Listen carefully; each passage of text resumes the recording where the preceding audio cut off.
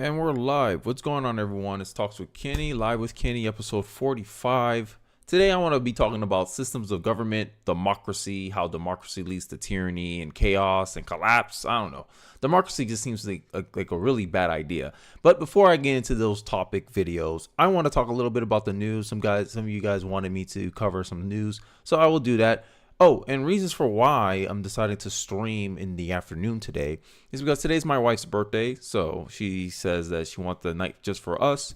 So I have to push this time a little bit earlier. So you guys let me know if you prefer this time, right? Because then I can react more in the moment and you guys can have like at least a video waiting for you at night.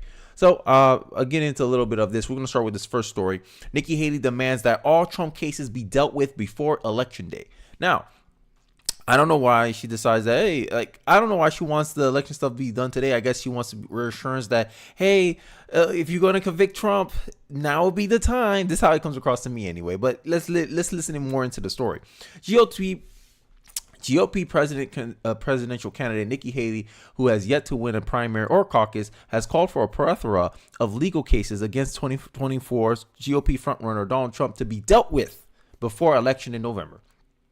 I think all the cases should be dealt with before November, Nikki said in Thursday's interview with the NBC News. Meet the Press moderator Kristen, I always mess up her name, Welker, during a stop in the Falls Church, Virginia. We need to know what's going to happen before it. And I think this is really just her saying, hey, I need to know if this strategy of mine is feasible. Because honestly, the only way Nikki Haley is winning or is actually going to become the nominee is if Trump gets dealt with legally and somehow he's been disqualified from running as president. That's the only way she's winning this. So in my eyes, this doesn't seem something like a Vivek saying, hey, we shouldn't be prosecuting Trump. I want to beat Trump man to man, a candidate to candidate. No, this seems for me, from Nikki Haley's from my point of view of Nikki Haley, it seems to me that this is a way for Nikki Haley to kind of like hope and pray, like, yo, like if you're gonna disqualify him, hurry up before the election, because to her, like they'll make all this meaningless if it happens after the election.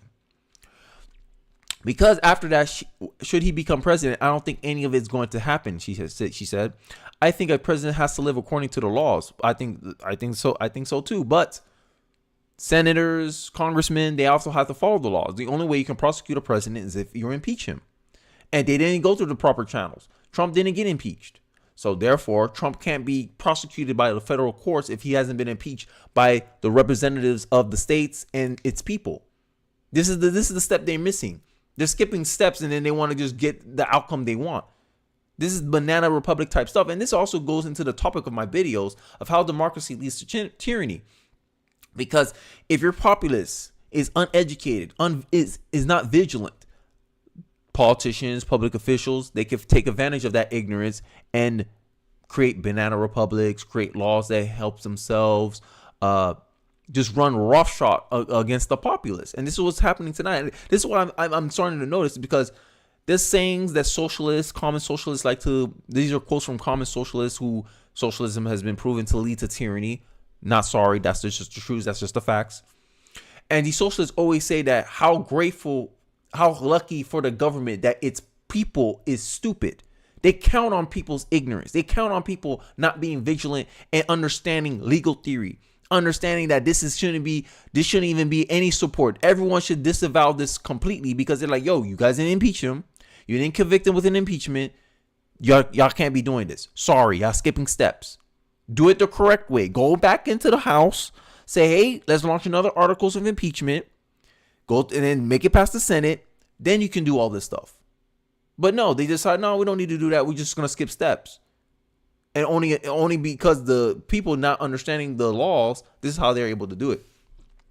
You don't get complete immunity, Haley said, addressing the Supreme Court decision to hear the presidential immunity arguments in the Trump January 6th case. And I did a video kind of debunking this, like, yo, a lot of the stuff they kind of claim as insurrection is not really insurrection. It's just a riot at best. And Trump wasn't even associated. Trump shouldn't even be held responsible for this, because all this was happening while Trump was doing his speech. And then a couple of moments later, he told those people to go home. But then, Twitter banned him. They removed his tweets. And then the mainstream media want to throw a narrative saying that he never condemned the attack. He waited a whole entire day before he actually said anything. No. He tweeted it out and said, hey, go out, be peaceful, whatever. Return home. Go home. It was in one of Trump's CNN town halls that he was with. I forgot her name. She's the one with the jaw. I forgot her name, but I digress. Haley's visit to Virginia comes ahead of the Super Tuesday, where the states, along 50 others, will hold elections for their Democrat and Republican candidates for president. Trump has faced a number of cases as he continues on the campaign trail, the most prominent of which before is the Georgia election case, which is going to be a tie-in for this video. So this is the Georgia case. Trump is bidding to remove Fani Willis from Trump's case, headed for the closing arguments today. So apparently all the drama that's surrounding this Fani Willis woman. Closing arguments are set up for Friday in a bid by former President Donald Trump, several and his cohort defendants in the Georgia election interference case to disqualify Fulton County's district attorney Fani Willis and her office over allegations that Willis engaged in a romantic relationship with special prosecutor Nathan Wade. I don't know if that's just I don't think that's an allegation. I think that's the facts. The facts is she did engage in some type of relationship with Nathan Wade. The proceedings before Fulton County Superior Court, Judge Scott McAfee caps a series of extraordinary hearings held after Michael Roman, a longtime GOP operative charged alongside Donald Trump, alleged in January that Willis and Wade had an improper romantic relationship and that the district attorney financially benefited from it. They did. This is the left covering it. I've decided to read the left-wing news because, I want to hear their take on this. Trump and several other judges joined Roman's effort to disqualify Willis. Wade and her office from prosecuting the racketeering case against them. They are seeking to have the charges against them dismissed. If Trump gets this immunity thing, this will be null and void. Roman claimed that the relationship between Wade and Willis began before she hired him as a special prosecutor in the case against Trump in early November 2021. The two admitted in court filings that they did have a personal relationship, but it started in 2022. And then we got the cell phone data that kind of disproved that. They met in 2021. They were already seeing each other in 2021. He was going to her house, and I leave it up to your imagination what they were doing in the house. And then in the morning he left for work. I mean, if you spend a night of someone of the opposite sex in their house, it's not outside the bound of probabilities that people will assume that you're engaged in some type of sexual or romantic relationship. I'm just saying. Both Willis and Wade testified during the adversarial hearing last month and diverged personal information about their relationship, financial affairs, and travels to places like Napa Valley, Belize, Arbor. During several hours of the witness stands, Willis forcefully defended herself from accusations she acted improperly and financially benefited from the Wade's hire. But it's impossible to say that because if you look at the records, Wade was getting paid, I believe, 2 times more than another colleague working on the case in the same office. They went to vacation together where he paid for the extravagant vacations that they went out on. It seems like money laundering. Okay, I want to pay you this higher than average wage. 2, Nathan Wade didn't have any qualifications for this. And then after he didn't have any qualifications for this, you hire him at 2 times the rate compared to your other colleagues that are working on the same case against Trump. And then you went on a vacation with Nathan Wade into these nice places, Belize, Napa Valley. She tried to pretend that she didn't know where she was going. She tried to pretend that she didn't remember what vacation she had. Bruh, come on. This is stuff that you should get disqualified for. Right? 22 Guru says, on my lunch break at work, brother, good to see you. Going to have to get caught up on the actions after 4 p.m. when I get out. Hey, I appreciate the views. Appreciate you guys liking the video. I'm doing this a little bit early because of my wife's birthday, so I'm just trying to get these videos out the way, but I appreciate all the support. The defense attorney claimed that Wade paid for hotel rooms, cruises, getaways, though both prosecutors said that they split the costs associated with their travels and that Willis often reimbursed Wade in cash. This is you still paying. This is the problem. She's still paying him for his trip. To demonstrate that Willis typically used cash to cover expenses, on Tuesday, prosecutors filed an affidavit from Stan Brody, who worked at a winery in Napa that she and Wade visited last year. Brody asserted that Willis paid $400 in cash for 2 bottles of wine and tasting. That's kind of suspicious, isn't it? Why are you carrying in cash? Right? And then she tried to make it a race thing. Oh, black people carry cash. I'm like, bro, it's not a black or white thing, bro. It's just you happen to carry cash.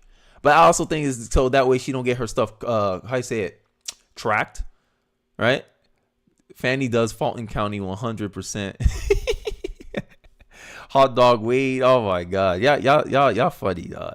The district attorney had accused Ashley Merchant, Roman's attorney, of spreading lies and scandalous rumors. You have been intrusive into people's personal lives, Willis said during her testimony February 16. You're confused. You think I'm on a trail?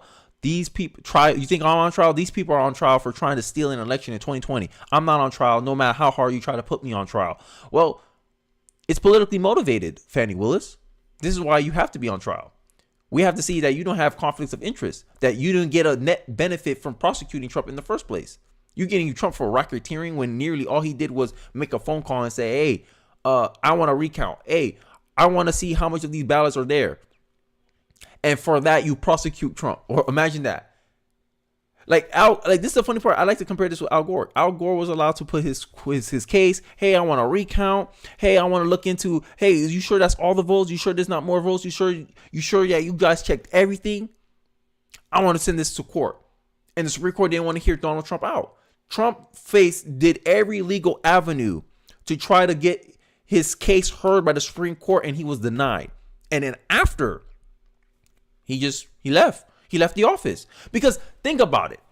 If he would really wanted to steal the 2020 election, Trump shouldn't have just he should have squatted at the White House. He's going to be like, I'm going to be a squatter. I'm going to stay at the White House. I'm not going to move. But Trump didn't do that. So the fact that he voluntarily left office, what makes these people think that Trump, if he wins 2024, he's just going to be in office in perpetuity?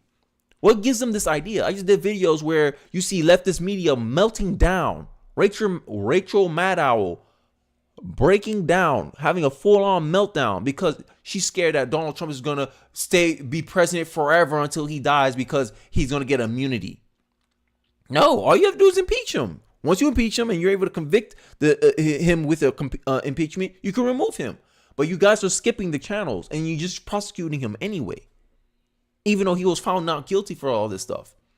Even though when you look at January 6th was just a glorified riot. And most of them were peaceful. The minority that attacked police, damaged property, yes, prosecute them. But most people that were there, they were just there peacefully. They were just walking. They were getting a tour of the Capitol.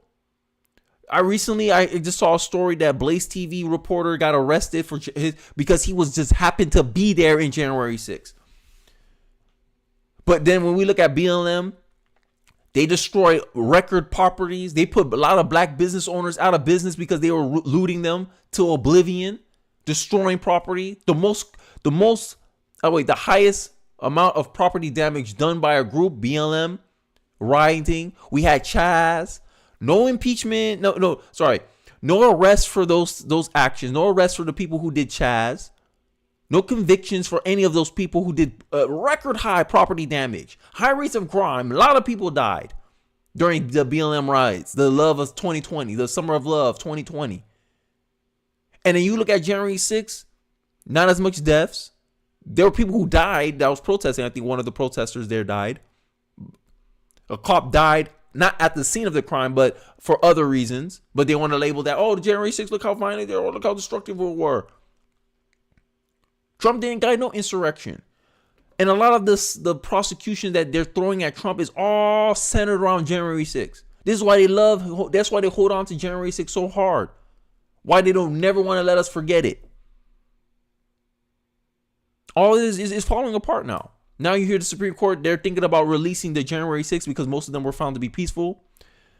The news organizations only released a small sliver of those clips, the ones that focus on the violent, the specific individuals. Ray Epps, I know, conspiracy theory. Ray Epps, who led the charge, he was coordinating all these efforts. He got indicted with a slap on the wrist. But people who just happened to be in the area, they're in prison right now. Make it make sense. He was in the front lines, leading people into the Capitol. Let's charge the Capitol. You've seen videos of where they shot stuff at the protesters and got them in a frenzy, and they rioted back. And they're like, "Hey, remember you started it?" I had a video. I just did it. I forget. I think it was a Vivek video that I did. Vivek exposed the fake January 6th narrative. Now that we have access to most of the tape, we see that, oh, look, there's a lot of peaceful protesters here. Okay, these individuals that were causing damage to property, that assaulted police officers, yes, they should be prosecuted. They should go to jail. But most of the people there were peaceful. And then the CNN want to keep pushing this, perpetrating this narrative that, oh, no, all of them were violent. It was an insurrection. How can it be an insurrection when like 2% of the protesters are actually causing damage? The narrative's falling apart. But, I digress. The timeline surrounding Willis and Wade's relationship has emerged as a crucial issue in the efforts to kick the district attorney and her office off the case. Willis' former longtime flame, Robin, I don't know, I'm not going to butcher your last name, claimed that the relationship with Wade predates his appointment at November 1st, 2021. Yari testified that she witnessed the couple being affectionate with one another. Defense attorney also questioned Terrence Bradley, Wade's former law partner and divorce attorney, about his communications with Wade and text messages he exchanged with the merchant about the relationship between the two prosecutors before she filed a motion exposing their private dealings. After asserting attorney-client privileges while testifying twice last month, Bradley was called back to the stand at the hearing of Wednesday. He said that he had been speculating when he told the merchant in the message that the relationship between Wade and Willis started before Wade's hiring. Bradley repeatedly said he had no direct knowledge of when it began. I don't know if he got talked to. I don't know what's going on. But this drama here, bro, it's just one example of like why democracy leads to tyranny. Now, America is not a democracy. America is a republic. But Democrats for a long time has been trying to push this narrative that we are the democracy. But if you look at the electoral college, how many times the left always complain about how when Republicans win, they win without the popular vote. How they always get mad about that, and they still think America's is a democracy. Trump speaking from Trump, they saying, this is a democracy, but we go by the electoral college. We don't go by popular vote. We don't care if your candidate won the popular vote because we're not a democracy. We're a republic. Proof. This is why you see them throwing aims at trying to abolish the electoral college. But I think that's a stupid idea because we already see most people are not informed about the civic system that they're engaged in. They don't even know. They can't even accurately identify what system of government runs their country. Yet you want to change the infrastructure of how we operate in our country. Make it make sense, right? So I want to expose fake news because apparently fake news is still on the rise. So the media apparatus has been trying to trying to do this. They try to both sides this, right? Right now Biden's looking senile. I just did a video about him going to the border wall and how he looks so unsure, so unconfident. He looks slow. He looked like an old man. And how Trump is calling for a competency test, right? Nikki Haley too, but she's trying to play her age. And it seems like a lot of people want to slander Trump and try to make him. Oh, appreciate that. Project VO Pod, appreciate that. Appreciate hitting the like button. Appreciate you stopping by. But I want to focus on the fake news that this seems like the mainstream media is trying to create this both sides dynamic with Donald Trump. That he's forgetting people's names too. Oh, all the criticism you launch at Biden, Trump is guilty of it too. They're trying to play this game. So I'm going to just do a short clip on this and I'll move on to the next segment that I have going on. Stage.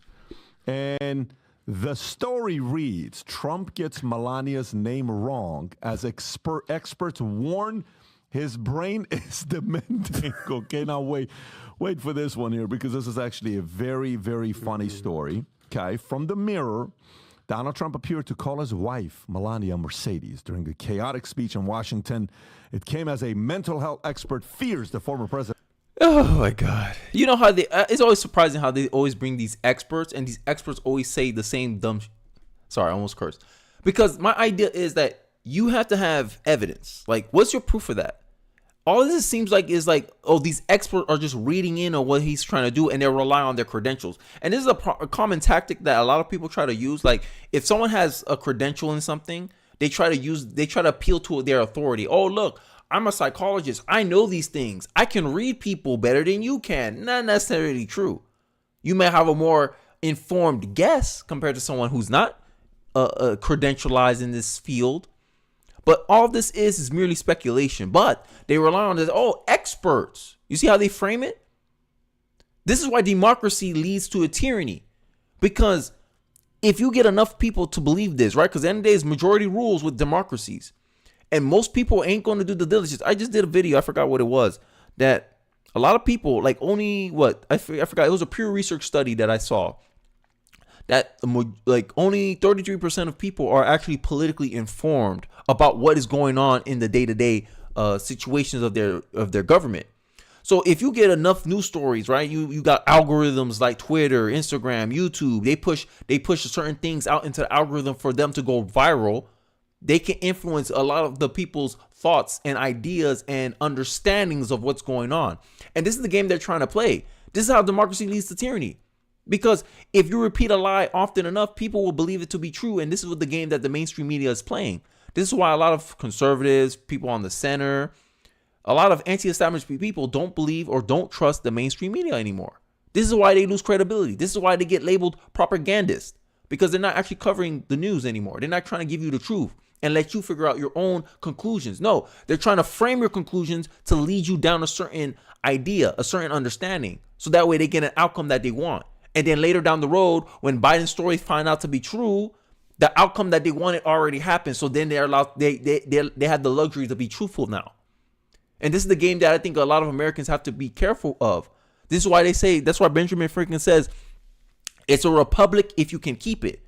Because if the mainstream media keeps spreading this news, oh, look, America's a democracy, America's a democracy, America's a democracy. Democrats keep saying, we must protect our democracy. They repeat the lie. They repeat the lie long enough times that people default say, oh, yeah, we're a democracy. I say, no, we're not. We're a republic. Look at our national anthem. There's a reason why they don't want you to sing your national anthem. For to the republic for which this stands, one nation under God. This is part of our national anthem. That's why they don't want to say it. That's the reality.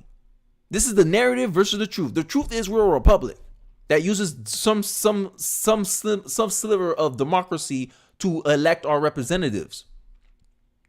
Democracy is pure democracy. Pure, hey, majority rules, boom. You get your president. Majority rules, we vote on a law. We don't do that. If we lived in a true democracy, every law that's passed, we all have to vote on it. Representatives don't vote for us. We just vote, okay, here.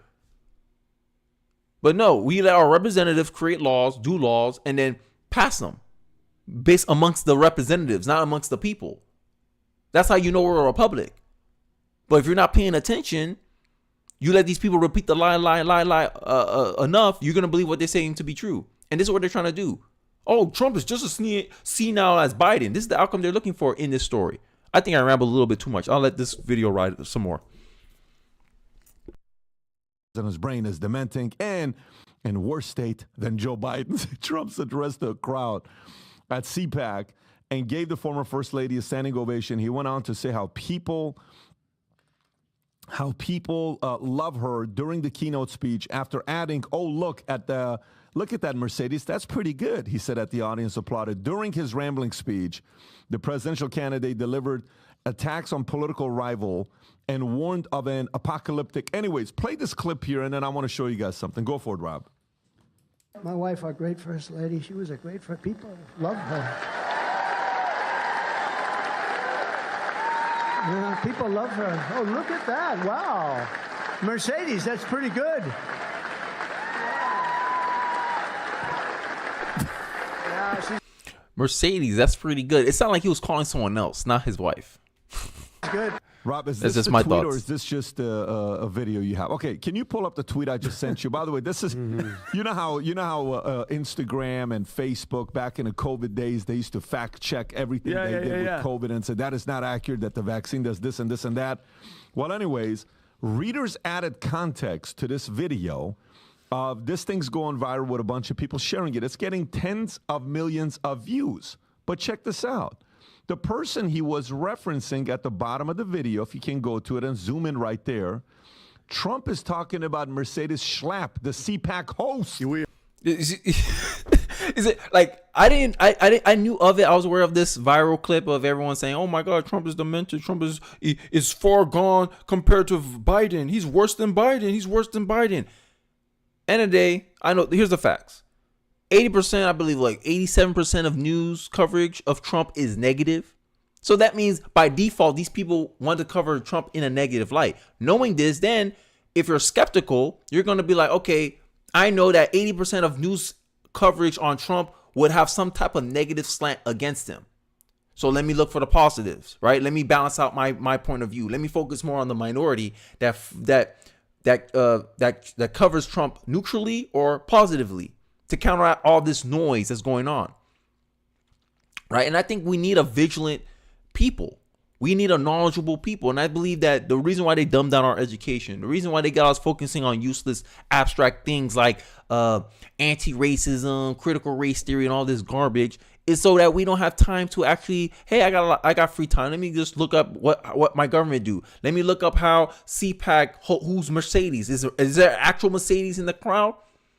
Without me knowing anything, I knew it sounds like he was addressing someone else, not his wife. But this is how out of context fake news, CNN and all these media coverage like to jump on Trump.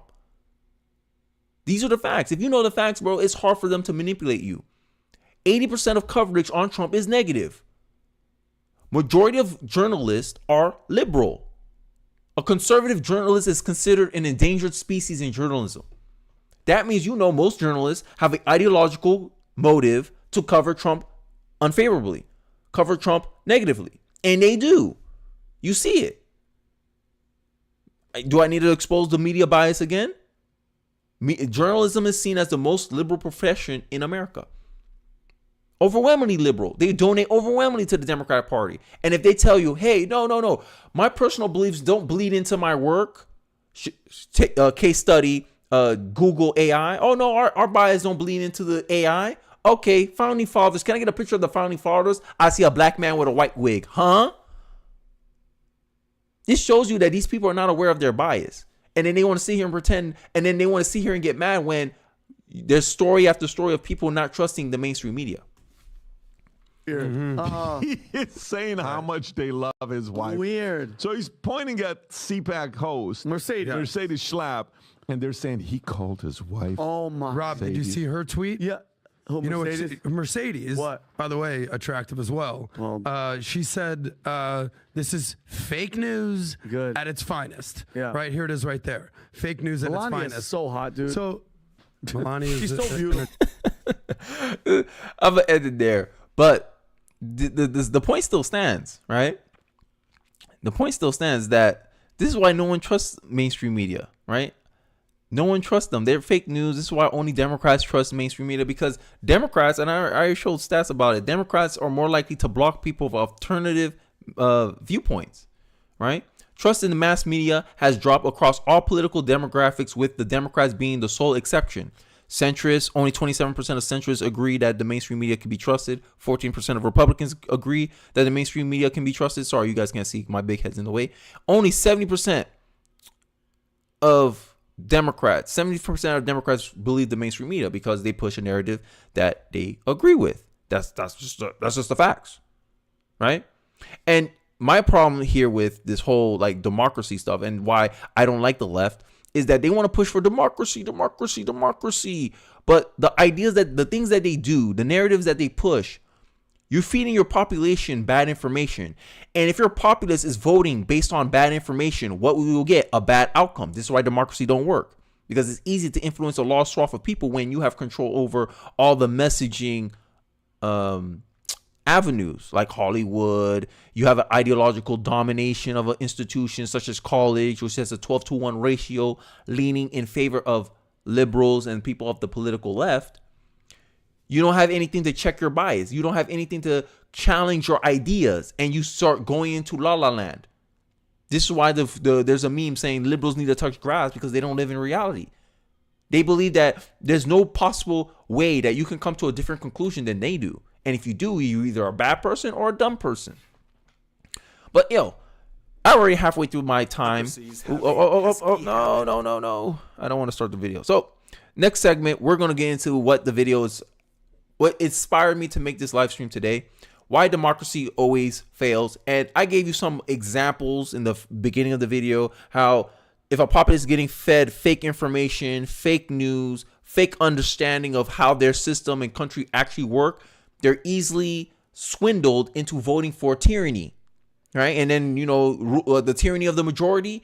But in America, for some reason, we're living in a tyranny of a minority, a bunch of minorities. And this is Democratic talking points. Democrats have always been saying this, that they want a coalition of minorities to go against white people, right? And then you got some self-hating white people, which is technically white liberals. There's before I go, I got to make my point here, because this is a very good point that I'm making. Some people are surprised by Google Gemini's guy being a self-loathing woke. I'm not. White liberals are the only group measured to have a negative in-group bias. Self-hatred is normal for this demographic, which might explain their poor mental health.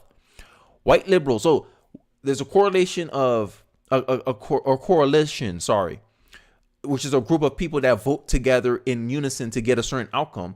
These correlations, this is what the Democratic Party is betting on. This is why the Democratic Party pushed DEI. This is why the Democratic Party pushed seeing color. Because seeing color, white liberal, you're supposed to hate yourself. Seeing color, black person, you're supposed to be a victim. You're supposed to vote for us. Look, 90% of your community vote for us. You're black just like them, so that means you have to vote for us too. This is the game they play. And this is why it's destroying our culture. This is why our country is on the way down. Bread and circus. This is why men like me, we think about Rome every other day, every other hour, every other minute. I can't help it. I got Greek philosophers behind me. So I think about Rome pretty much maybe every minute. And seeing how, we're getting distracted by all this nonsense. We're getting distracted by all this fighting. Identity politics was the worst thing to ever happen to our republic. And this is why they push for democracy. But democracy leads to tyranny.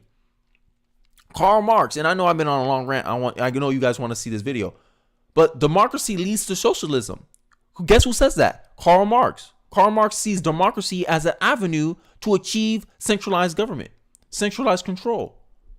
This is why democracies always fail, but I digress. Let's get into the video. Why do democracies have a pesky habit of destroying themselves? And there's probably no better example of this dangerous trend than the birthplace of democracy itself. Despite being hailed as one of the greatest accomplishments of ancient Greece, it may come as a surprise to many that several Greek philosophers were actually incredibly skeptical about democracy. The legendary lawgiver of Sparta, Lycurgus, vehemently rejected democracy. When someone demanded that Sparta adopt a democratic system of government, he famously replied in typical laconic fashion, "Begin with your own family." Another famous Hey, you see why I like Greek philosophers? You see why? I feel like they're my kind of. Sometimes I think I'm born in the wrong era, bro. I think I would have had a lot of fun being born in ancient Greece, bro. That's the type of stuff I'll say. Hey, start with your own family, and this is true.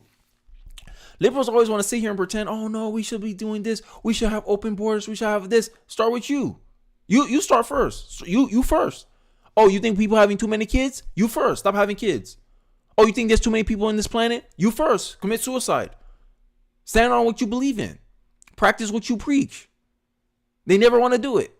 Because that's the point. The point of democracy, the point of socialism, the point of communism is you want to be at the top of the system. You want to be in control of the means of production and then sell it to the people as, oh, no, I'm doing this for you. Like the guy in Venezuela. I always forget their names. I always get them mixed up. Sorry. I always get them mixed up. I don't know if it's Castro. No, Castro was Cuba. Maduro? I forgot his name. But the president in Venezuela, that's what he did. He said, I'm here for you. I'm going to take these greedy corporatist capitalist people and we'll spread the wealth to all the people. Everyone's like, vote him in. What'd he do? Take the means for himself. Made himself an emperor. Made himself a king. A political king. And all the people are poor. There's long lines. Businesses run away. Because they know, hey, there's no point staying here. He's just going to rob me blind with no benefit. That's why no businesses want to go to Venezuela. And since no businesses want to go to Venezuela, there's limited job opportunities. All the jobs have to be created by the government. The government don't produce anything. The government only takes. This is how democracy always leads to tyranny.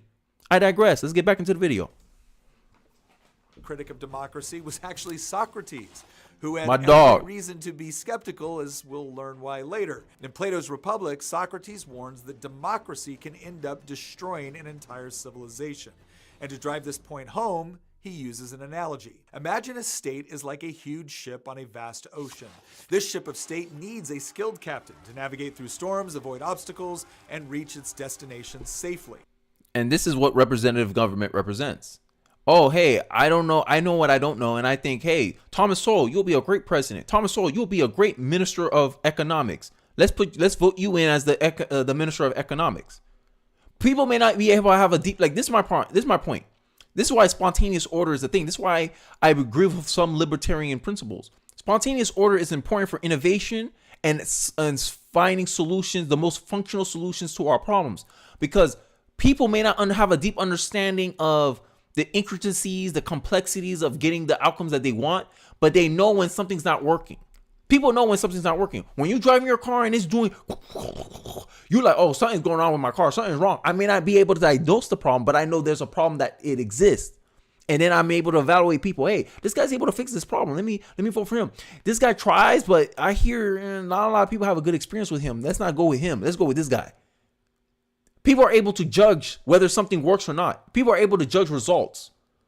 But this is the problem with the left. The left love to live in theoretical, abstract, in theory. In theory, everyone should be able to do this. But in theory, but in reality, in practicality, some are better at things than others. This person is a more skilled mechanic than the other person. So that way, he should be the person in charge of how we build out or how we fix our problems when it comes to cars. This is the point of representative government. Now, oh no, let the majority vote, and then let's say the crappy mechanic is a better salesman than the good mechanic. He's gonna swindle a large group of people to vote for him, and then what happens to the country? All the cars are broken because we put the least competent person in charge, and that's what happened to our politics today. It's because we don't have a knowledgeable people anymore. We don't have a vigilant people anymore. People aren't curious to understand how their system and government works anymore. Because we're all caught up in our day-to-day lives. I call it rational ignorance. It's actually a thing. Look up rational ignorance. Rational ignorance is I forgot to say not the actual. It's I lost my train of thought. But it's the idea that you intentionally forgo understanding something because you believe that time is better spent understanding something else. Usually your job. Usually you'll focus on learning job skills over learning. I want to learn how my civic education works. I want to understand how my government works, the politicians, policy, the results of policy, history. This is why I believe a lot of this stuff should have been taught in schools. But schools forgo that because they want to focus on test scores. I think the first responsibility of any country, any government is to teach history, the history of the nation. So that way there's some buy-in from the students, some national loyalty. This is why I'm somewhat of a national conservative. Because you need to instill that in the kids, or else the kids will have dual loyalties. They'll worry about countries 350,000 miles away. They don't even know what Ukraine is on a map, but they're so vehemently standing with them over their own border, over their own city, over what is affecting them directly and their community. This is how you get such fractured allegiance, such fractured loyalty. Loyalty is not a bad thing. And I think as a conservative, what makes me a conservative is that I believe that I have a duty and responsibility to my community and to my country. That's what makes me a conservative. Conservatives value duty while liberals only value consent. Oh, I don't consent loyalty to the United States. I'm allowed to be loyal to any country without regards to my community because liberals love to value the individual. But I think in some ways it could be too extreme. If you're too to yourself, then you essentially don't care what happens to the community at large, even though you benefit from the community at large. You benefit from being associated with America, but you don't want to do things that will help preserve and protect those opportunities that you are able to take advantage of as an individual. Too many times you see with liberals is they'll take advantage of the opportunities. They'll take advantage of the low tax rates. And then they vote for Democrats to increase the tax rates, increase regulation, make it harder for someone else to come up and challenge them because now they're at the top. Now they're the established business. Now they're the market leader and they want to protect their position. So they go along with Democrats, increase regulation so that the next guy that could possibly compete with them and topple them in a couple of years have a harder time of actually doing it. And if they do able to succeed and get over all those hurdles that those corporatist Democrats were able to put in their way, they'll end up buying them out as part and then increase their monopoly. Just see it with Google. Just look at all these national banks. This is why the rich vote Democrat, to create barriers so that way it's harder for the startup to come and disrupt their market share. This is why I love the left when they sit here pretend that, oh no, Republicans are for big business. Big business control the Democratic Party too. Big business vote Democrat so that way they create more regulation so that way they can stifle competition. So that way they can maintain their dominance in a marketplace. But I digress. I'm ranting enough. But the captain is elected by popular vote, and the decision ends up being a disaster. Because rather than electing someone who actually understands how to pilot a ship and understands the art of seafaring, the passengers instead pick someone who is popular, persuasive, and promises nice things to the people on board. And just like any ship that did this would probably crash or sink, so too would any society. So what was Socrates' point with this whole ship analogy? Is he advocating for a strongman dictator? No. What Socrates is saying is that the passengers need to become crew members. If they hope for the ship of state to reach its destination, they need to elect not just a competent captain, but they themselves need to understand how the ship functions. Which was my point, which was Benjamin Franklin's point. It's a republic if you can keep it. So if you don't understand how a republic is, you don't understand what's the difference between a democracy and a republic. If you don't understand that America is not a democracy, you're not qualified to technically vote for who should be the captain of the ship, who should be president of the United States. This is why some conservatives like the idea of, hey, low voter turnout, because I just told you a Pew Research study, only 33% of American voters have at least moderate or high political understanding. So that means if you have high voter turnout, that means we have a disaster waiting to happen because we're going to elect someone that's not quite qualified to fix the problems that's affecting us today. And there's only two ways you can fight this problem. Either one, you limit the amount of people that are allowed to vote, which is not going to happen because people are not going to vote against their own best interest because they only 33% of the population is allowed to vote. Majority of people will not vote. If you have to vote on, hey, we're going to remove your right to vote, are you going to vote? Are you going to vote to remove your right to vote? Many people are going to say no. So the other option is to increase the political understanding of the populace. And right now, the government has control over the Department of Education. It's hard for us to teach people when they have the most time, when they're between 6 and 18, to teach them about government, to teach them how democracy, teach them how our government and history works. Teach them how to evaluate a good policy versus a bad policy. Instead of teaching them stuff like this to understand the functions of the ship, aka the function of the state, we teach them stuff about like math is important to understand, but we teach them about woke BS. We're wasting valuable time that we're teaching our kids transgenderism, LGBTQ, gender identity, all this woke BS. All that time spent teaching them woke BS, that could have been teaching them about our nation's history, how our civics work. There's not much value placed on that. This is why I agree with Vivek Ramaswamy's prescription that, hey, you got to pass a civics test to have the qualifications to vote.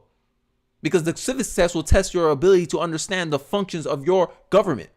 Because if you don't even understand how your government functions, how you understand whether a policy that a politician is trying to sell you is feasible or not.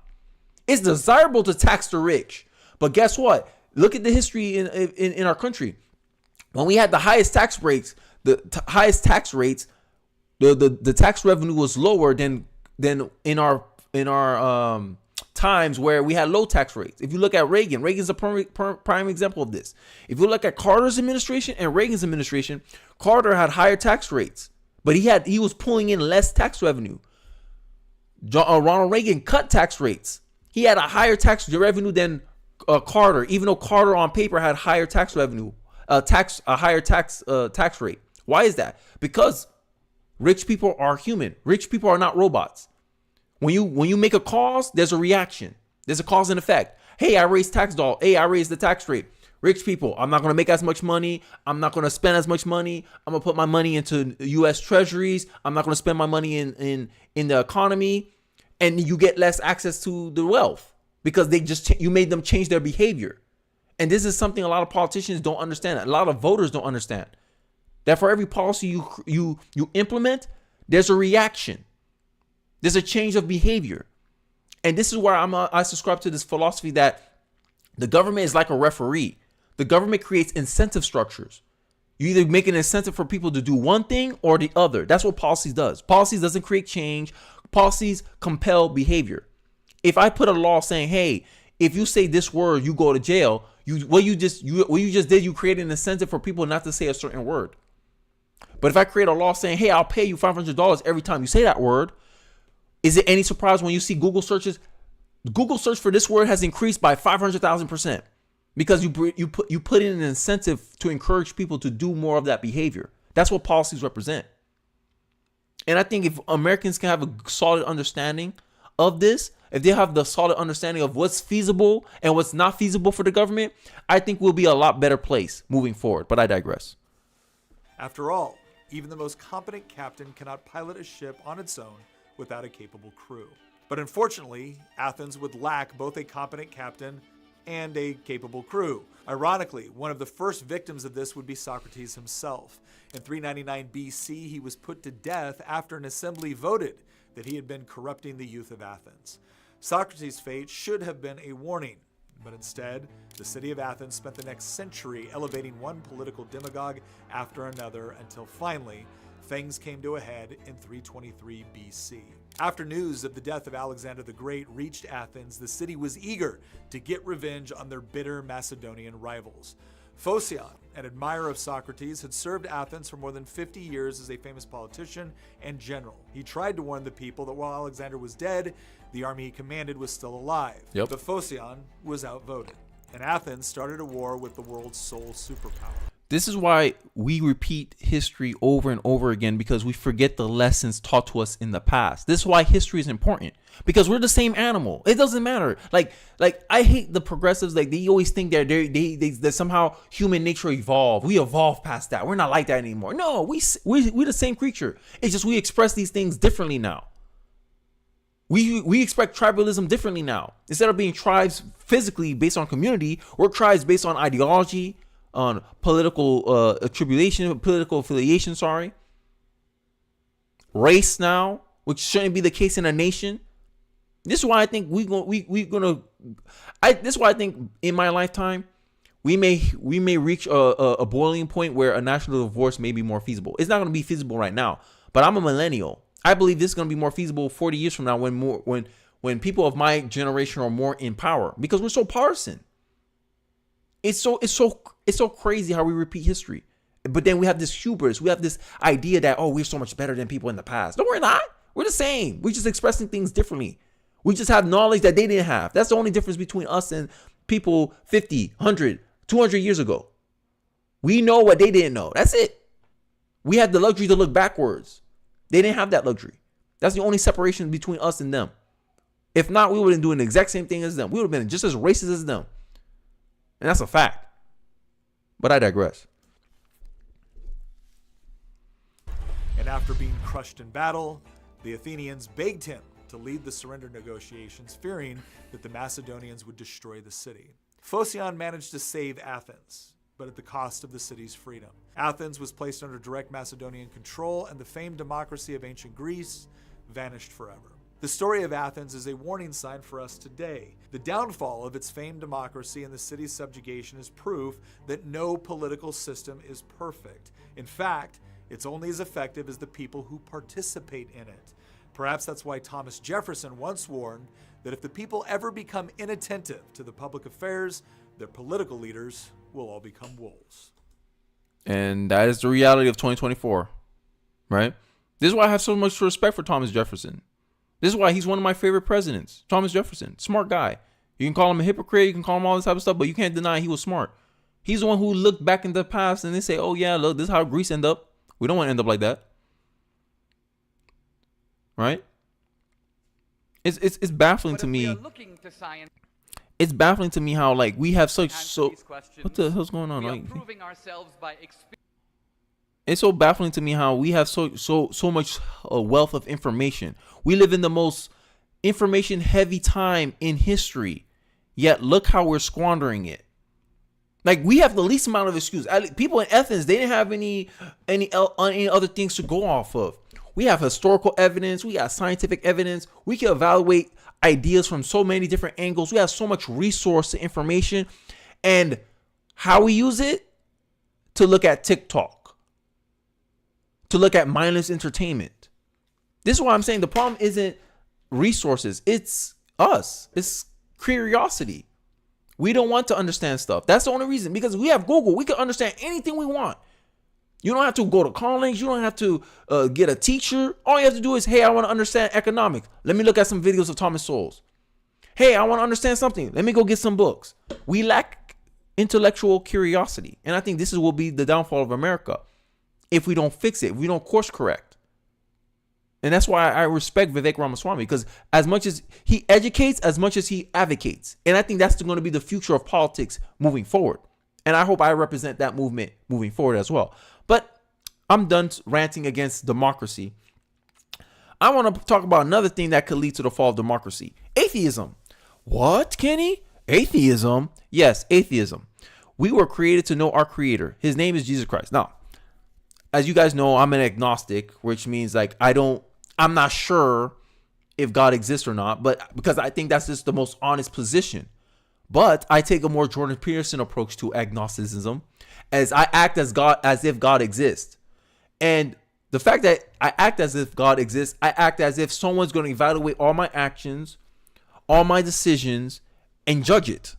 And I'm looking to have a good score. So what atheism promised? City of the future, technology, all this stuff. What it actually brought, which is a good point, shares of people between 18 and 29 who think their lives are meaningless without purpose. And look at it. 70% France, like Britain. And you see the results, because at the end of the day, if you think your life is meaningless, you won't really fight for stuff.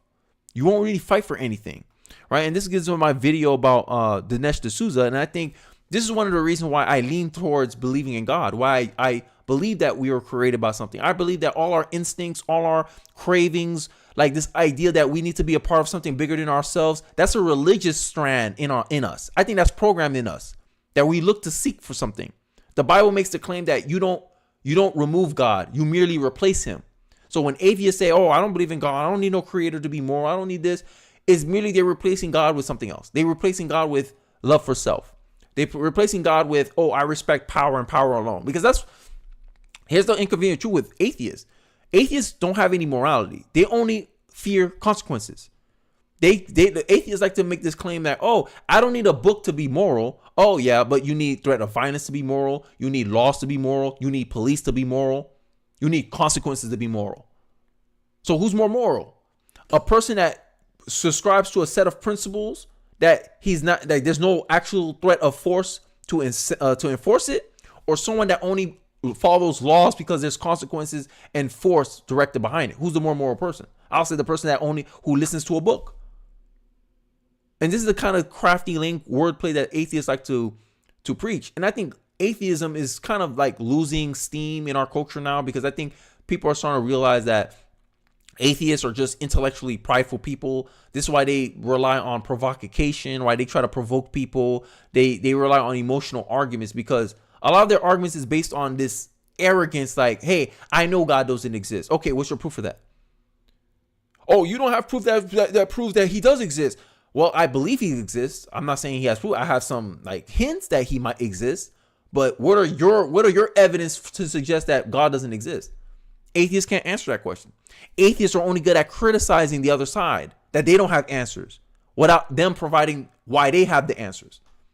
This is why I say, I don't know. Like when someone says, does God exist? I don't know, to me, is the most honest answer, right? And the second most honest answer is, I believe God exists. And that's what Christians rely on. God, the Christians don't say God exists or doesn't exist. They say, I believe God exists. Here's why. And they give their reasons. To me, that's a better argument than someone who said God doesn't exist, and it's because these people can't prove this. These people can't prove that. Or why does this happen? Why doesn't that happen? Right? They don't come with a proposition. They don't try to sell you on the idea why God doesn't exist. They just criticize the other side and say, hey, see, this is why God doesn't exist. But, I'm ranting. I'll let someone who's way smarter than me explain it way better than I can. So let's listen to Dinesh D'Souza refute arguments from top atheists in epic debate. Let's take a look. But if we are looking to science to answer these questions, we are proving ourselves by experience to be idiots. Science hasn't given us anything, and it shows no prospect of giving us anything in the future. So now we can resort to promissory science, what I call the atheism of the gaps. We got no answers, but we're very humble people. We are ignorant, but at least we know we are ignorant. Therefore, trust us. I think religion has something a little better to say to the world than that. The argument against religion is that it keeps updating itself. It keeps adding stuff. Religion is, in a sense, judged by its, you might say, oldest proponents. Look what they said in the 7th century. Now, interestingly, what the atheists are doing is applying a double standard. Science is judged by its latest, smartest, most advanced representatives. Oh, that's true. that's a good argument, right? It's moving the goalposts, right? So they want to go back and they want to cherry pick. Oh, look, this is what you guys used to believe. Not understanding that, when what a smart person does when it comes across new information, it changes or adapts its ideas to adjust to present moments. And it seems like atheists, they like their cake and eat it too. They want to judge themselves on the latest and greatest. Oh, you're just going in the past, and that's been disproven. We're here now. But but with the religion, they want to go back on its oldest and most. It's pretty much straw man arguments. And the point I think Dinesh is trying to make is that atheists have no way of subscribing meaning, and we know meaning is important to human nature. Humans need to find meaning in something to continue, right? And this is another reason why democracies fail, is because Karl Marx made an interesting argument and claim, and it's holding true in 2024. The more atheist the individual is, the more bat-ish, crazy, and woke they are. That's a fact. That's a fact. The most wokest, insane, unhinged liberals, they all tend to be atheists. Every single one, for the most part, right? And it shows that these people lack morality. They don't have any morality, the atheists. They look for meaning, and then they pretend that, oh, you can live a meaningless life. There's no point. This is to be liberating. Knowing that life is meaningless is liberating. No, it's not. Because what will push you to go on? What logical person will move on, push on to deal with the consequences, the harshness of life, if they knew there was no meaning to it? What's the point of not trying? I feel like that's operating in a deficit. Atheists have no moral framework. They don't realize a lot of their morality is based on things that was conditioned into them. They're a product of their environment. But then they'll claim, oh no, you're a Christian because you're a product of your environment. And maybe that's the case. But that the same holds true for atheism. But the problem with atheism is that their morality is subjective. While the religion, regardless of what you want to say it or not, is based on something outside the human's purview. To me, religion is almost a check against human nature. Human nature wants to have multiple wives. Why don't you have multiple wives, atheist? If you had money, why not? Make the case. What does it stop? Why act in this morality when there's nothing enforcing it? There's no law saying that you can't have multiple wives. Why don't you? If there was a law that said that you are allowed to have women as your property, why wouldn't you do it? This is what I'm talking about. Atheists don't have any really morality. In religion, treat your neighbor as thyself. Would you want to be a slave? Would you want to be this? No. Christians who participated in slavery knew that they were doing something against the law, against their faith, against their principles. That's why they find ways to rationalize it and say, oh, no, God actually wanted this to happen. And then the atheists use that as an attack point on Christianity. When atheists themselves have no principle or no ideals that hold them to a higher standard. An atheist can easily justify your action. Oh, this is just a way of the world. I have the power, you don't, therefore I'm allowed to do. Just because you can doesn't mean you should. But atheists believe just because I have the power, I could do this. I should do this because I can. And this is where it gets to moral relativism. Atheists operate in moral relativism while religion asserts that they're operating over moral objectivity. And this is the argument I think a lot of people in society don't want to have. They want to leave it up to everyone, let everyone figure out whether morality is objective or subjective. No, that's a chaotic society. Because only objective standards, objective morality brings unity. Moral relativism brings division, brings war, brings conflict. That's the reality. This is why multiculturalism doesn't work. That's why you have to have a shared culture, something objective outside yourself. Because when you're an individual, you can perfect example. When you make a mistake, you rationalize why it wasn't that bad. When someone else makes a mistake, you don't take no excuses from them. This is human nature. This is human nature. So if you have a moral relativism, you will justify all the bad actions you did and you say, oh, this was necessary. It was necessary for me to lie because I need to bring in the utopia.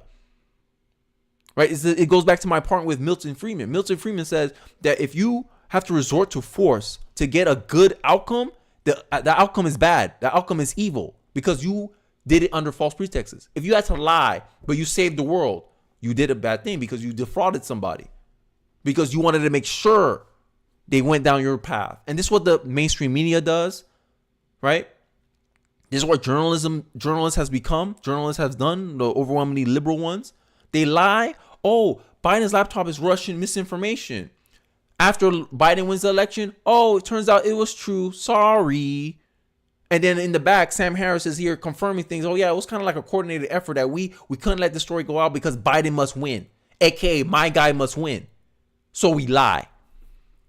This is why I'm saying atheism was like, I agree with classic liberals in the past that atheism should have been banned. Just like Thomas Jefferson was like, there should be a separation of church and state. Atheism was considered in that concept as well. But we're teaching atheism. We're teaching humanism theory in schools. So to me, I'm like, yo, it should be fair game that you should allow the Bible to be taught in schools. But the left will be the first one to say, oh, we shouldn't ban school, we shouldn't ban books. Just like we banned the Bible, now conservatives want to ban all this sexual graphic material out of schools, and now they want to crusade about, oh, you book burning. No, we're doing what you did. You restrict the Bible. We should restrict all these things that's pushing an ideology on our kids. Our kids should only be conditioned with national pride, national unity. That's it. History. That's what we should teach our kids, not political ideology. If you want to teach your kid a political ideology, you could teach them at home. If you want to teach your kid about LGBTQ, you teach them at home. If you want to teach them about transgenderism, you teach them at home. Just like you told Christians to teach their kids at home. You can't have it both ways. And this is the problem I see with atheists. They can justify why they're allowed to do it, but then they demonize people for doing the very same thing they're doing. By not teaching the Bible, you inadvertently saying that the Bible's not important, religion's not important, science is, humanism is, atheism is, because you're allowed to teach those things in school. But the minute someone tries to teach religion, well, you condition the kids. Oh, that's not important. Religion's not important. Meaning's not important. And this is why, is there any surprise now in 2024 we're the least religious we ever been in American history? It's not by accident. Cause and effect. You create an incentive structure. And now we have to balance this stuff out. But I digress. I think I went on a little tangent there, but we'll finish off the rest of the video because I don't want to get copyrighted on this. Religion is judged by its oldest, least knowledgeable adherents. In other words, we don't judge science by the arguments of Democritus or Thales. We judge it by the arguments of, say, Stephen Hawking. But if science can progress, why can't religion? Why can't religious knowledge or moral understanding also grow? So I think this idea that religion is frozen is a fallacy. The majority of people in the world believe in God, believe in immortality. And here we have three of our most eminent atheists here to tell us why we're wrong. What arguments have they given us that command even a modicum of assent? None. All they have given us is condescension, sarcasm, intellectual superiority. Yep. Not a single. And this is why, and also, I also seen another correlation that I think the more atheist someone is, the more likely they are to be a liberal. And you see it in liberalism. You see it with Bill Maher. Bill Maher is a open atheist. And you see how intellectually arrogant he is. Oh, that's not happening. Oh, your screws loose. That's not a thing. dismissive, condescending. Oh, come on, stop it. Condescension. You see the pattern here? I think if we want to move forward intellectually and bring back that intellectual curiosity, I think atheism kind of needs to be on the wayside, honestly. The same arguments that atheists try to make about religion, religiosity is actually hurting the country. Atheism is actually hurting our country. I honestly believe that. I think that's why agnosticism is more in vogue right now. It's trending right now because it's the most honest position. I think it's the most honest position. Second to this is belief in God or belief in a not God. But atheists don't claim to say we believe there's no such thing as God because atheists pretend that they don't believe in faith. When an atheist tell you, I'm going to see you tomorrow, they base it off of probability. Just because I woke up yesterday, it means I'm going to wake up tomorrow. Right? But when Christians say, I believe in God, that's faith. Atheists don't want to subscribe to faith. Right? This is the argument atheists have. So atheists can't pick up the position as, I believe there's no God. No, they can't say that because that's a faith. That's a faith argument. They don't like faith arguments. They only believe in the material. Right? So So I think this is a very important conversation that needs to happen because Karl Marx made the claim and made the argument that if you're an atheist, you're 90% on your way to becoming a socialist, to becoming a communist. He saw atheism as an essential tool to become a socialist or communist. This is why democracy falls. Because these communists come in, they get the means of production, means of school, education. That's the first target. Socialists and communists, they love to get into education because that's theoretical. That's where they thrive. They thrive on the theoretical, not the practical. Because when you ask them, hey, test out your ideas, they don't like testing out their ideas because the results are not favorable to the theory that they push. If you test your theory in reality and reality show you that your theory is wrong, you must accept that your theory is wrong. Socialists hate that. Socialists hate practical knowledge. Socialists and communists hate having their ideas being tested and challenged. That's why they like censorship. That's why they like to revise history. This is why they like to destroy people's understanding and say, don't trust your eyes. Trust those in authority. Trust those in power. Because we have taken over power. So therefore we're legitimate. So respect us. Respect our opinion. Respect our views. Respect what we push on you. Repeat a lie often enough and it will eventually become true. Communist propaganda. And the left is now participating in a very same mechanism with wokeism, transgenderism, getting you to believe the idea that a man can become a woman and a woman can become a man. That don't get as far as propaganda as that. It's the same level of propaganda and communist propaganda when it used to tell you 2 + 2 is what? 5 means you respect the power. 4 means you don't respect the power and you'll be sent to the gulag. Eventually, that's what's going to be happening with transgenderism. And they're trying to do that now. They're trying to create laws based on speech. If you don't recognize someone's self-identity, they can prosecute you for that. They can fine you for that. You can suffer a punishment for that. This is a compliance test. And like I said, tolerance isn't submission. That's been a common stance of mine. Tolerance doesn't mean I submit to your worldview. Tolerance means I can understand you have a certain worldview, but I'm allowed to express my opposition to it. That's tolerance. Not this, oh no, you have to respect my pronouns. Nah, you're a man. And it's baffling how we come to a society that we're coming to the breaking point. This is why democracy leads to tyranny. Because you have a population where you have a sizable minority believing that men can be women and women can be men. They're not going to vote right. They're not going to vote the most competent politicians. And then we wonder why America's in such trillions and trillions of dollars of debt. Why our politicians go and spend money and send it to foreign adversaries with no fear. Because they know their people are not vigilant. We didn't heed the warnings of our ancestors. We didn't heed the warnings of our founders. Thomas Jefferson warned us about this. Because duty, responsibility, loyalty, those are things that are based on a moral basis. And we have a country full of atheists, right? The least religious time in American history. They don't respect duty. They don't respect obligation. They don't respect responsibility. They only look out for what's best for them. Self-esteem. What they want. Impulses, desires. That's what they care about. Whatever I desire is what I should want or what I should do. And that's why they gravitate towards atheism. Oh, don't believe in no God. Don't believe in no one's going to judge you. No one should judge you. No one has the authority to judge you. That's just their beliefs. They don't hold themselves to some objective standard. It's a worship of self. Atheism essentially is a narcissism. It's a worship of self. That's all atheism really is. That's why I don't subscribe to it. But I digress. I went on a long tangent there.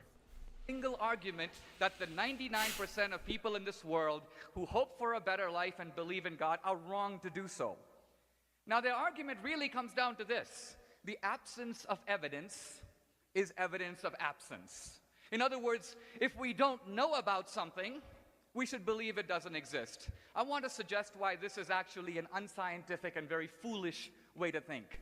We can sort of see it by stepping outside the debate and applying it to some other issue. Let's consider a simple question that's a very relevant question today. Is there life on other planets? And the answer is, we're not sure. We don't know. Along comes the atheist who says the absence of evidence is evidence of absence. Got him. We have not found life on other planets, so there's no evidence. Therefore, there is no life on other planets. Is this an intelligent position? No, it is stupid and premature. Why? Because we may not know how to look. It may be that there is. So the fact that there is no evidence is evidence of nothing. It may be evidence of the poverty of our imagination, the ineffectiveness of our instruments. The bottom line of it ultimately is, Sam Harris. when we look at the evidence, we find the religious believers are right. Thank you very much. Damn. This is why I respect Dinesh, man. Dinesh knows how to bring an argument, man. This man knows how to put things into perspective. He knows how to really articulate his points. And I think that's why I really respect about you think I keep playing random videos. This is why I really respect about Dinesh. So in the next segment, I think this will be my final segment to wrap up, is this idea of taxing the rich, right? This is a common trope. I think this is what really the reality is when you see young people, they're gravitating towards socialism. I think the main reason they gravitate towards socialism is because they like the idea of taxing the rich, getting something for nothing. Stimulus check. You saw how popular the stimulus check was. People like getting free money, but they don't understand when the government gives you free, there's a long-term ramification for free. And I call it inflation. Or Milton Friedman and Thomas Sowell will call it regressive tax, where you hurt your buying power, right? $2,000 don't go as far as it did before you got the free $2,000. And I think this is one of the negative effects of the stimulus check, is why we have such a rampant increase in inflation during the Biden administration is because of the fact of the stimulus check. But, I digress. So I'm going to kind of like play a short clip about this guy talking about how, if we were able to just tax millionaires and billionaires, and I already showed you the feasibility of that. Let's take a look. So much for having us. It's a pleasure to be here. So one of your chief goals, as you've stated, is to, quote, restore fairness to the tax system. What do you mean by that? Fairness. Yeah, what I mean by that is making sure that the IRS has the capacity to determine what people owe, regardless of what their income level is. And for years, the IRS was underfunded. And when we were underfunded, we lost capacity to figure out what was going on with complex tax returns. So much for having us. It's a pleasure to be here. So this tweet was given by Brian Skazistan, my favorite liberals, like I like to pick on kind of. But I feel like they represent the actual liberal position. American millionaires and billionaires are evading more than $150 billion a year in taxes, according to the head of the IRS, the Internal Revenue Services. In other words, we can fix the borders, help Ukraine, help Israel, help citizens in Gaza if millionaires and billionaires would stop cheating on their taxes for just 12 months. Thoughts are, you wouldn't have those millionaires and billionaires if you were able to tax them at a high rate such as this. And there's tax loopholes for it.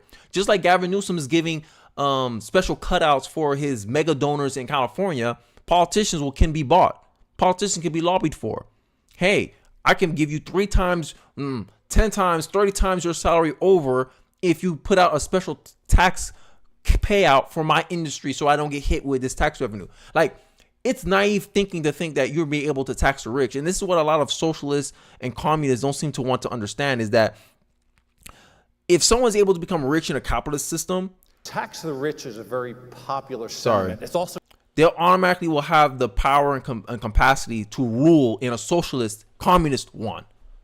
And this is the thing they don't realize, because at the end of the day, they need resources. Communism, socialism need resources to fund a lot of their abstract hopes and dreams that they have for their society. So I want to play a short clip. I think I'm only going to do like 2 minutes of this clip. I'll leave all the clips in the description below. But this is a debate between Ben Shapiro and Anna Kasparian between capitalism versus socialism. Because a lot of socialists pretend that, hey, we're not going to be communists. But communists always say, hey, the path to communism is through socialism. So I don't really believe them because they're always going to want more. They're never satisfied, right? But I digress. Let's get into the video. Also now a fashion statement, I guess, which we've all seen. So when President Biden looks into the microphone and says, pay your fair share, what does that mean? It means that if you're one of the 55 corporations that literally paid absolutely nothing in federal income taxes in 2020, and in fact... See, this is why I knew I was meant for politics, because when I hear people say stuff like that, I said, wait, you think these corporations ain't paying nothing? These corporations pay more taxes than you can ever do in a single year, right? They pay taxes twice. They get double taxed on the same amount of money they make.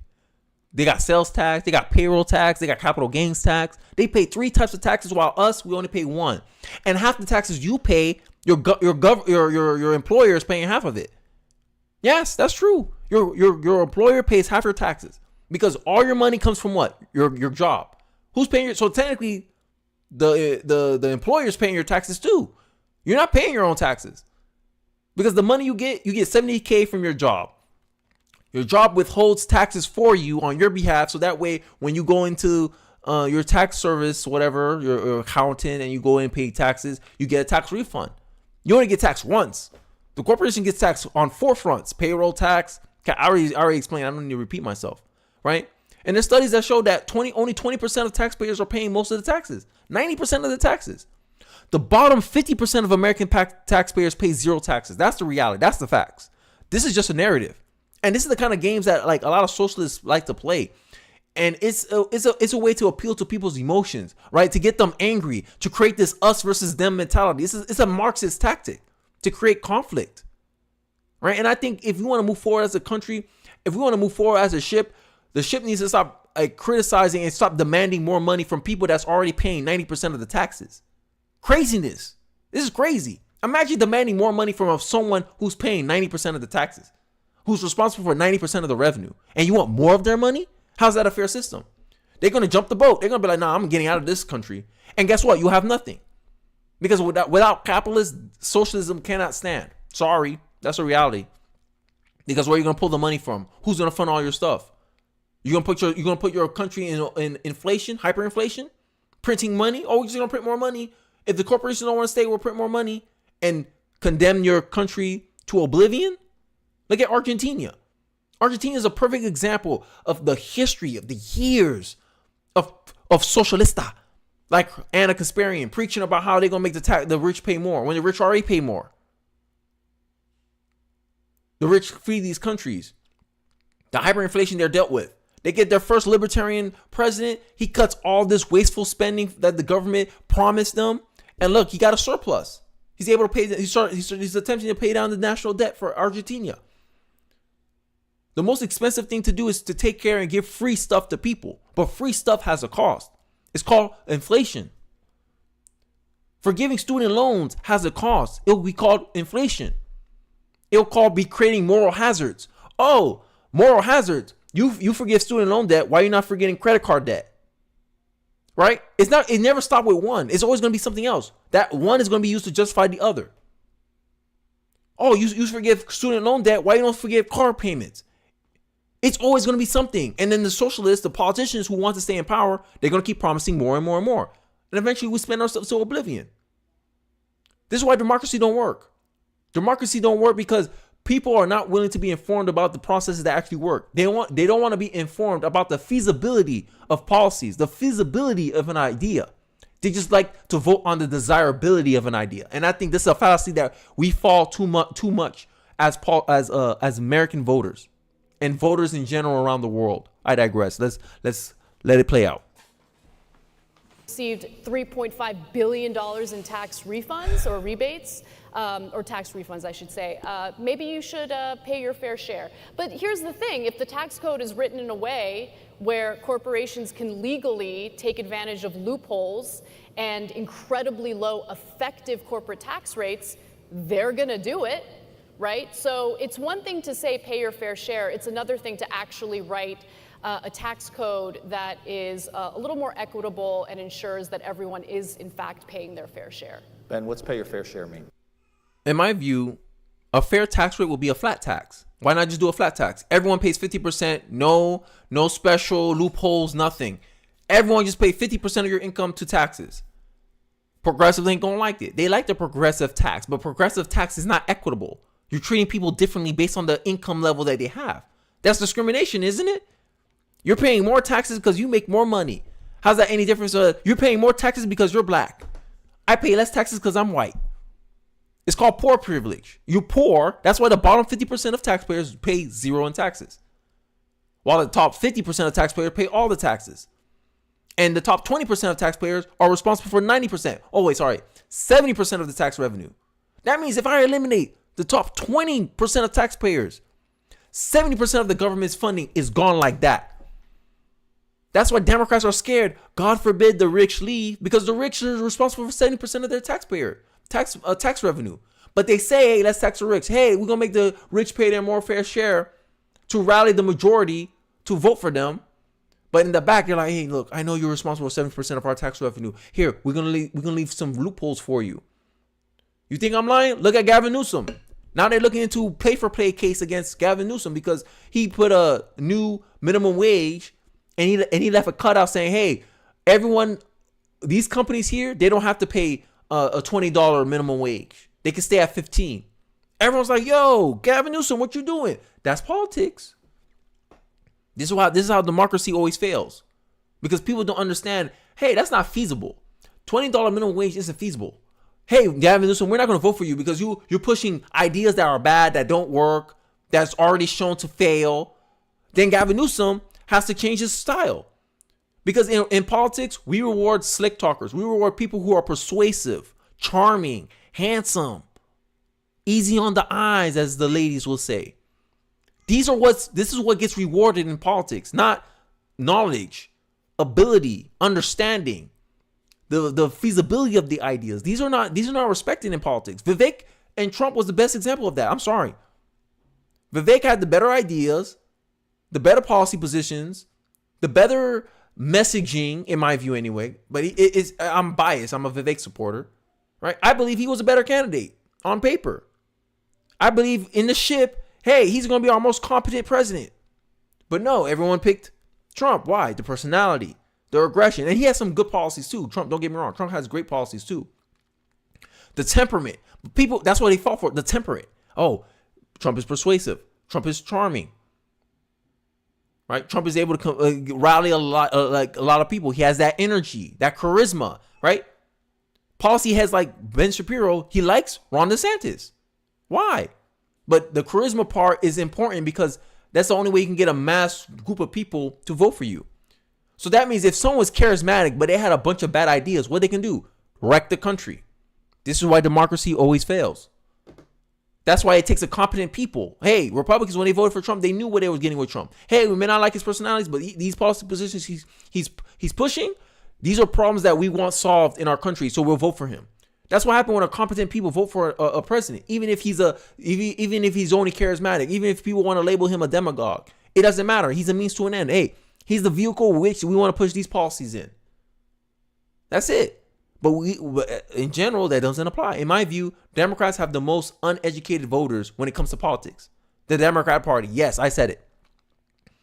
I believe that if you look at the uninformed vote, Democrats have the majority of it. Who has the young vote? Democrat. College kids, now college education is seen as a mark of stupidity, in my view anyway.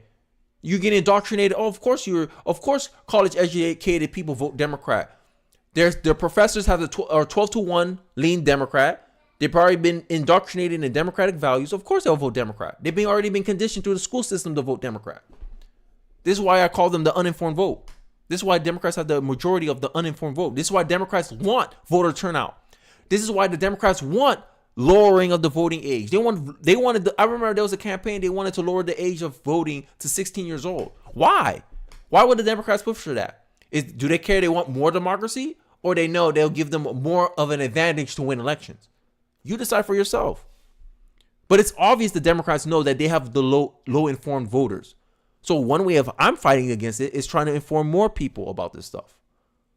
Right? I'll let Ben Shapiro give his piece, and then I'll wrap up the live stream. I mean, the obvious answer would be a flat tax, but the Exactly. longer answer is that the United States has one of the most progressive income tax systems on planet Earth. Most of the systems in, for example, Northern Europe are far less progressive. The top tax rate kicks in a lot lower on the income scale because you have to pay for the large-scale social services. The people who are at the top of the income bracket in the United States, the top quintile, essentially pays all net taxes in the United States. Not some, not most, all. And the reason for that is because there are tax transfers, and the transfer of payments that are inherent in public services do not accrue to the people at the top of the tax bracket. They accrue to everybody else who's receiving that sort of funding. When we talk about higher taxes on corporations, we do not have one of the world's lowest corporate tax rates. We are somewhere in the middle. Look at the OECD countries. We are certainly not the lowest on the totem pole in terms of our corporate tax rate. In fact, right-wing sources like the Heritage Foundation will say that it is much friendlier to do business in places like Denmark or Sweden in many cases than it is to do business in the United States. Tax rate's pretty high in Denmark and Sweden. It is. The personal income tax rate is very high in Denmark and Sweden. The corporate tax rate is basically near or on par with that of the United States. If we were to raise our corporate tax rate the way that President Biden is talking about, we'd actually have a higher corporate tax rate than China currently does. The notion that corporations ought to be paying tax at all, in my view, is mistaken, given the fact that the income is immediately either reinvested in the company or passed on to people who immediately pay all of that tax. By the time you actually receive your income in this country, the income's been taxed about 7 different ways.